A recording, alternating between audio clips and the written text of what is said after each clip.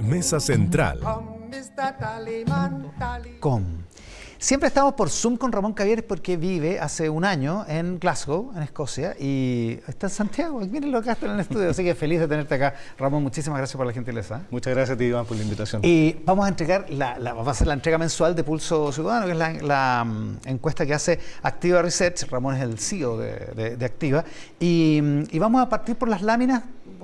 Vamos viéndola y después desarrollamos en profundidad, pero esta es la primera lámina que tiene que ver con la aprobación del presidente Gabriel Boric y cómo está desarrollando su gobierno. No hay mayores cambios en esta lámina, ¿no? No, se mantiene estable. En realidad la evaluación del presidente siempre ha sido oscilando entre 24 y 30 puntos, digamos. O sea, cualquier número entre esos márgenes está dentro de lo, entre comillas, normal, digamos. Es lo normal y tiene que ver con la base de votación que obtuvo en la primera vuelta de la elección, que fue 24%. 24%, claro. Y el porcentaje poblacional que se dedica, que es partidario del gobierno, está en el 24% también. Por lo tanto, es una base bastante sólida que tiene. Eso se muestra aquí, tiene 28% de aprobación, una leve baja de 2,8 puntos porcentuales, aumenta 4,3 la desaprobación, 59,1, esto es comparado con el mes anterior, ¿cierto? Con la primera quincena de abril. Claro. Ahora, la baja que tiene de 3 puntos, que no alcanza a ser significativa, obedece a un alza relevante que tuvo 2 semanas atrás, y eso yo diría que está explicado fuertemente por lo que fue el proyecto de las 40 horas. Perfecto. Entonces, ahí sí tuvo un impacto ese tipo de proyecto que tiene un impacto relevante en gran parte de la población. Se notó, digamos. Se notó.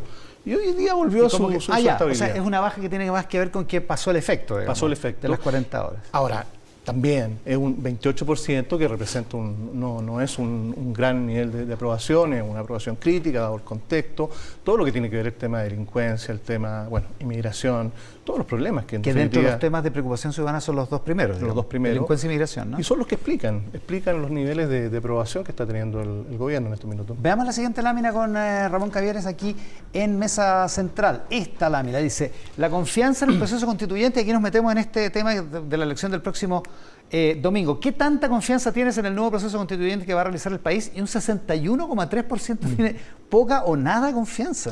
Bueno, esto es lamentable. Prácticamente, ¿no? Claro, es lamentable y se ha mantenido estable. Esto lo estamos traqueando hace ya 3 meses. ¿Ya? Se ha mantenido estable. Siempre alrededor del 60. Ha ido aumentando, 3, 4 puntos. Ya. Y esto obedece al clima que tiene la ciudadanía, la opinión pública hoy en día respecto al proceso. Es un proceso que tiene poco interés por parte de la población, desconfianza. Ahora, la desconfianza yo diría que tiene que ver con un desgaste de la ciudadanía respecto al proceso como tal, el proceso constituyente. El proceso largo, digamos. El proceso constituyente para la ciudadanía ya fue.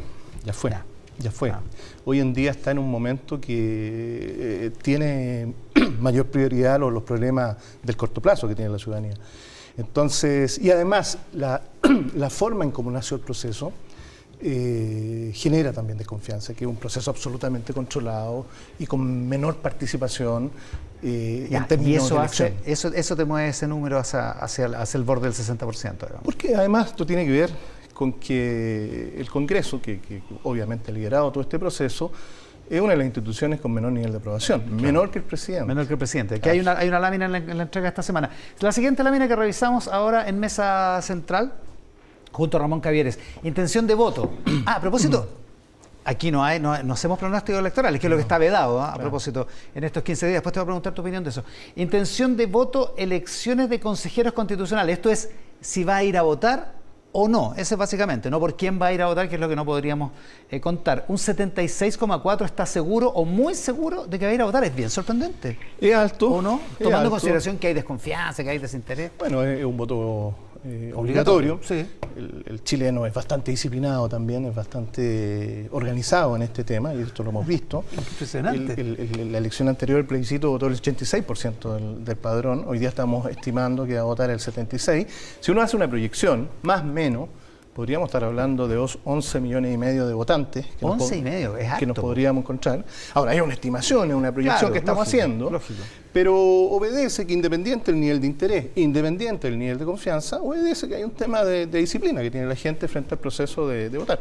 Y de ese 76,4% que está seguro o muy seguro, uno podría colegir que esa gente que sabe, no solo que sabe que hay una elección, sino que además sabe qué es lo que se está votando, que es una de las preguntas que hace 2 o 3 semanas todavía había gente haciendo, digamos. Sí, claro, tiene mayor conocimiento. Ahora, hay un desconocimiento grande respecto a los candidatos. No existe. Hoy, estimaciones que hemos hecho nosotros, más del 56% no conoce los candidatos de las distintas regiones.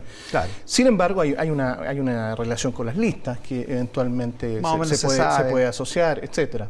Pero sí, más o menos yo diría que va a andar en torno a eso la proyección que estamos haciendo en estos minutos. Es bueno lo de las listas porque va a ser una votación bien política en ese sentido. Veamos la siguiente lámina para analizar más de fondo todo esto. Interés en el proceso constituyente. ¿Qué tan interesado estás con el nuevo proceso constituyente que va a realizar el país?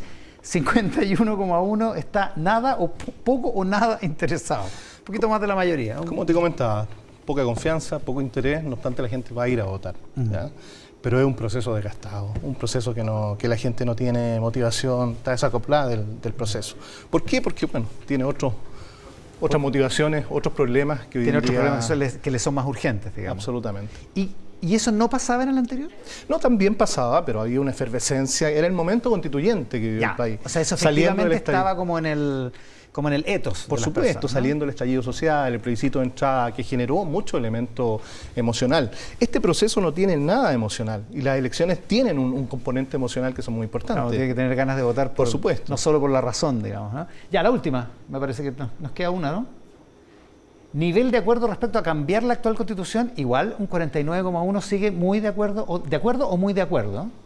O sea, la mitad del país, por lo menos. Eso es más estable, ¿no? Para el primer proceso, el 75% de la población quería cambiar la Constitución. Hoy día eso es lo que tú dices, ese era el momento constituyente. Ese era el momento. Hoy en día ya estamos en el 50%. Y esto ha venido bajando un poquito. Estaba en el 52, 51, hoy día estamos en el 49. Anda por ahí, digamos. Por supuesto, pero hoy día ya no es la mayoría de la población que quiere cambiar. Estamos hablando del 49%. Claro, está en el borde. Por lo tanto, eso demuestra y tiene relación que el tema constituyente es un tema que no está en una gran prioridad en estos minutos. Entonces, Ramón, si eso es así, ¿qué podemos esperar? Ya no del nivel de participación, que ya más o menos lo describiste el próximo domingo, sino más bien de lo que pase de ahí en adelante, digamos, de lo que pase en rigor desde junio en adelante, cuando se constituya el Consejo que vamos a elegir el 7 de mayo. Bueno, podemos no ser muy optimistas con el proceso, insisto, por poco involucramiento. Hemos hecho algunas estimaciones con la información al día de hoy de lo que sabe, de lo que ha sido el proceso, de lo que se ha conversado, ya de algunas normas del proceso como tal, de lo que ha definido un poco la comisión de expertos. El 50% no tiene claro eventualmente por quién se inclinaría, si a favor o en contra. ¿Ya? Sin embargo, entre los que tienen claro, se ve una tendencia al día de hoy a un rechazo, a un en contra, con eventualmente a un nuevo texto que se puede en el plebiscito salir en diciembre.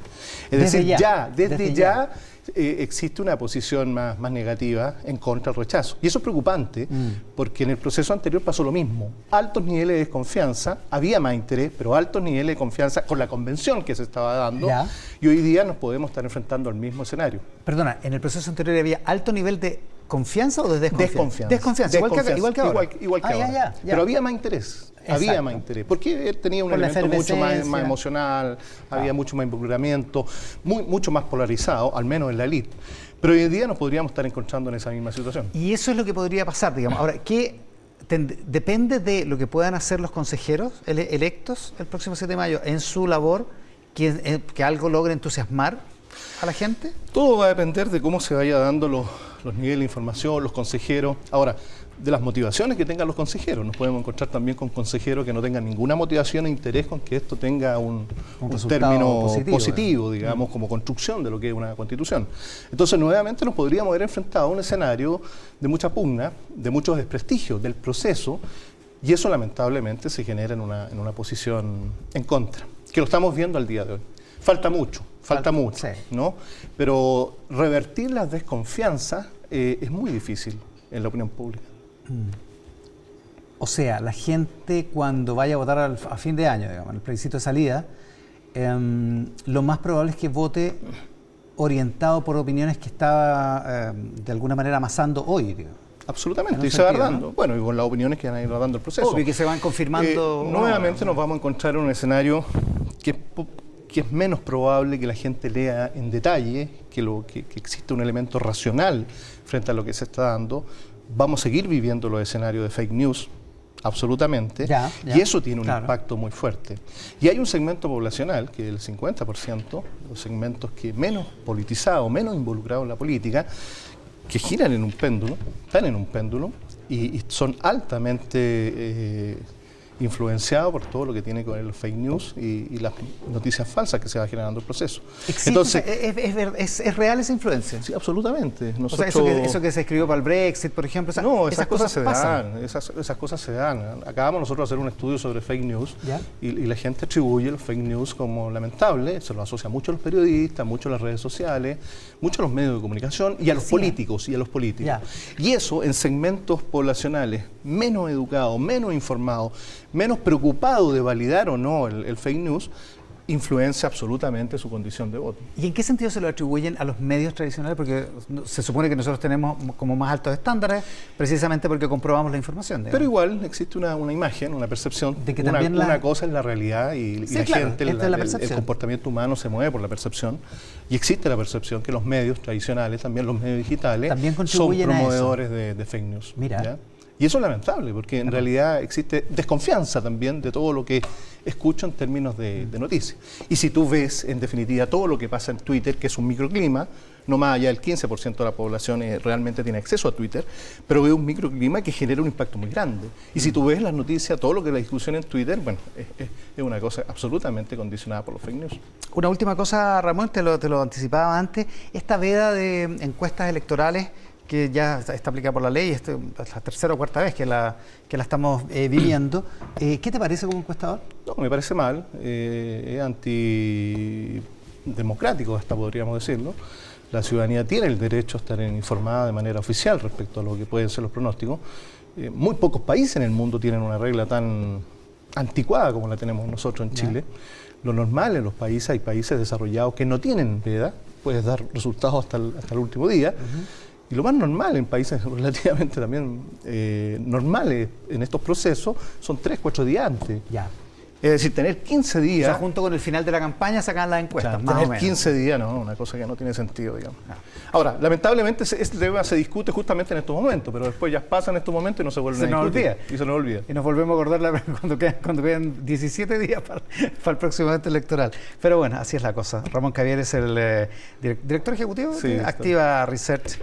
Esta mañana con nosotros. Feliz de tenerte acá en el estudio, Ramón. Muchas gracias. La próxima vez estaremos hablando por Zoom. Encantado. De vuelta ya en Glasgow. Muchas gracias por la gentileza de estar. Gracias a ti.